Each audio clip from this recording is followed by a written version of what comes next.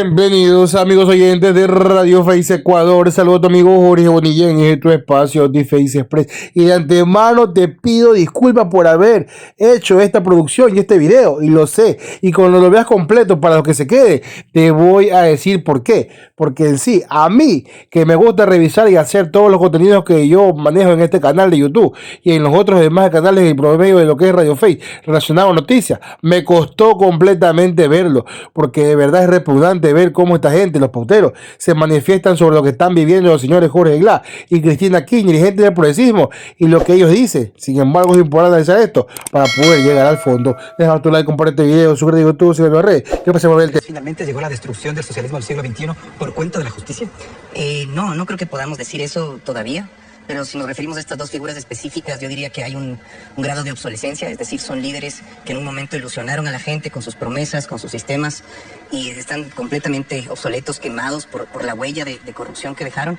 Y también hay un grado de locura, ¿no? En donde crees que desde un balcón con una hinchada ahí abajo, en el caso de Cristina Fernández de Kirchner, estás en tu mejor momento, en donde Glass literalmente dice que tiene problemas psicológicos y donde su jefe o su aliado principal habla de tinta mágica en un programa en calzoncillos. Es decir, tienes una mezcla de obsolescencia, tienes una mezcla de locura y tienes un legado innegable de corrupción. Es la locura del poder. Yo justamente venía pensando en esto. Hace 10, 15 años esta gente era realmente intocable, ¿no? Y el ambiente en que tú te referías a ellos, o si te atrevías a hablar de ellos, o si te atrevías a cuestionarles a ellos, te merecía consecuencias muy graves, ¿no? Persecuciones, juicios, silenciamiento, amenazas de todo tipo, un acoso a tu vida y un acoso judicial que te hacía invivible.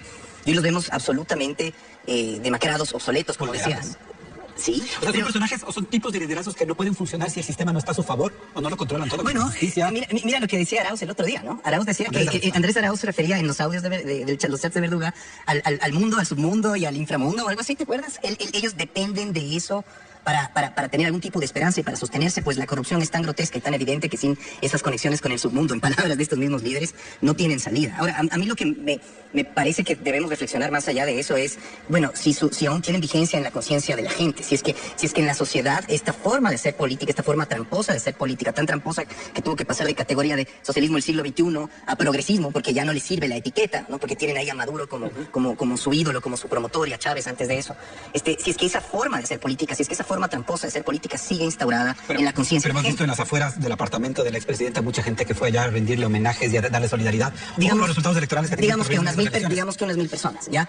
La pregunta es, ¿tienen peso electoral y siguen siendo ídolos electorales? En el caso de Ecuador, aunque son la primera fuerza política, y a mí eso me sigue pareciendo preocupante, es indudable que están en decadencia, es indudable que de todas maneras el Ecuador ha elegido una y otra vez otros modelos. ¿Por qué no quieren repetir eso? ¿Por qué no quieren repetir eso? A costa de cualquier otra cosa, ¿no? Bueno, no sé si a costa de cualquier otra cosa. Por lo menos de ellos.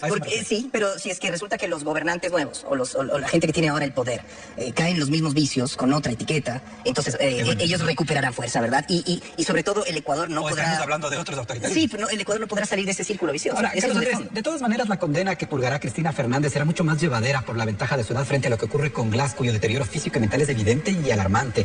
¿No cabe sacar reflexiones de eso? La reflexión debería ser, no te metas a robar, pues, pana. ¿Ya? O sea, y si te metes a robar, y si crees que el Estado es tuyo, y si crees que puedes tener impunidad por siempre, siempre va a llegar el tiempo para recordarte que el poder no dura para siempre. No existe tal cosa como la impunidad. Yo recordaba, una de las cosas que yo siempre le decía a esta gente en esa época era, no se puede hacer tanto daño sin pensar que no vas a pagar consecuencias. Tarde o temprano las vas a pagar. En este caso es a través de una condena que se suma a otra, que se suma a otra, y que por supuesto dentro del sistema además ecuatoriano penitenciario te va a costar mentalmente, te va a costar físicamente, te va a destruir la vida, pero para eso no te metes ahí, pues. Seguramente no me dieron esas consecuencias. No, es que no es que, si tenía su mentalidad no era esa. Exacto, porque ellos eran los dueños del Ecuador. Un sistema que los ahí estaba Chivoga, ahí estaba Vaca Macheno, ahí estaba Serrano, así lo dejaron a Moreno, ¿no? Con Serrano en la asamblea, con Vaca Macheno en la fiscalía, con una corte constitucional completamente favorable. O sea, todo estaba perfecto. Salió lo de Odebrecht, se les dinamitó el plan. Y empezó la caída, ¿no? Mira Polit, ¿no? Mira Polit ahora también pagando en los Estados Unidos. Él dijo, aquí no me va a pasar nada, yo me voy a Estados Unidos, voy a estar impune. Y ha pagado cerca de, no sé, 16, 17 millones solo entre juicios, multas. En el plan un poco de hasta una suerte de inmolación. Glass termina siendo el único correísta que termina pagando quizás coloquialmente los platos rotos de todo lo que hizo el socialismo del siglo XXI, lo que hizo la Revolución Ciudadana. El correísmo. Sí, el correísmo. El umbral, Rafael Correa, es esta gente que sigue a este señor. Fernández, Marcela, bueno, ellos tendrían que hacer la siguiente reflexión. No podemos seguir militando bajo parámetros delincuenciales, bajo un proyecto delincuencial, porque el proyecto correísmo es impunidad para los líderes, Glass incluido. Entonces, quienes militen en ese partido político y les quede algún tipo de ideología en su corazón o en su mente, lo que tienen que hacer es retomar los principios de izquierda en los que sea que ellos crean. Y creemos en izquierda y creemos en este camino o en este modelo de desarrollo. Lo que han estado haciendo por años es militar en un proyecto de impunidad para sus líderes delincuentes. Y eso es lo que se tiene que cortar, eso es lo que se tiene que terminar. Tú hablabas de, es impactante ver a Jorge Glass tan demacrado. Y por supuesto, a cualquier persona le duele el corazón ver a un ser humano en esas condiciones. Te decía yo, bueno, ¿cómo estará Gerald en Estados Unidos, en una prisión de máxima seguridad? ¿Cómo estará el Chapo Guzmán en una prisión de máxima seguridad? ¿Cómo estarán todos los terroristas del 11 de septiembre que están en Guantánamo, fuera de todo radar de derechos humanos en el mundo? En el fondo hay que entender que el servicio público no es para robar, no es para aprovecharse, que el poder no dura para siempre y que si la haces, la vas a terminar pagando, ya sea porque terminas en una celda, ya sea porque vives en la huida. Pero esa es una reflexión, Carlos Andrés, la reflexión de, bueno, cometiste un delito, tienes que pagar en la cárcel, pero la otra reflexión de fondo es, Glass, ya política, Glass se termina inmolando por Correa y el correísmo al punto de que todas estas culpas caen sobre el segundo hombre más poderoso de la gestión de la Revolución Ciudadana. Y él un poquito es una mala administración de este segundo momento que Glass tiene ya dentro de la cárcel, él como personaje, podríamos... A mí lo que me intriga es por qué Glass no termina de cooperar con la justicia. ¿Por qué Glass no termina de cooperar con la justicia? ¿Qué significaría una cooperación, Carlos Andrés? ¿Qué significaría una cooperación? Que les cuente a todos cómo funcionaba eso por dentro. ¿Cuál era exactamente el sistema? ¿Cuál es la ruta del dinero?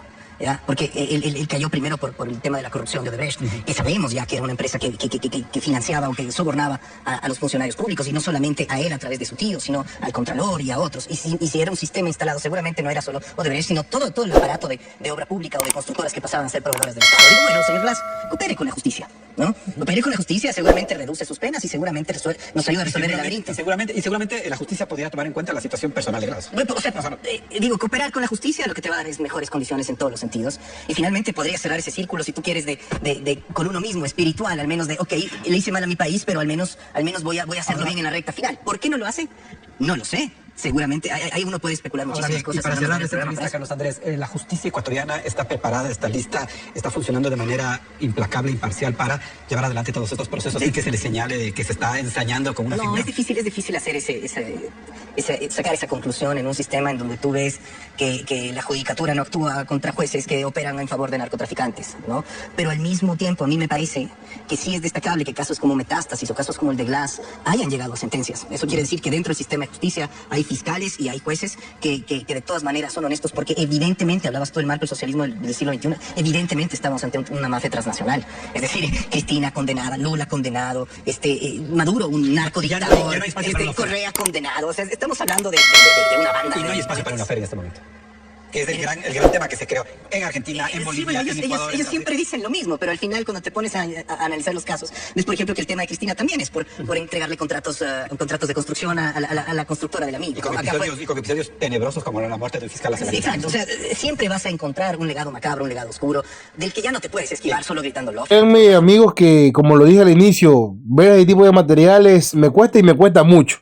Y no por lo que el análisis que tenga que hacer, que es algo muy sencillo, pero aquí escuchar a dos profesionales que se podría llamar así, uno como el señor Rojas y otro como el señor hijo del señor Vera, que ya sé por qué le dicen bobo, en fin, referirse a estos términos a gente que está pasando por situaciones difíciles.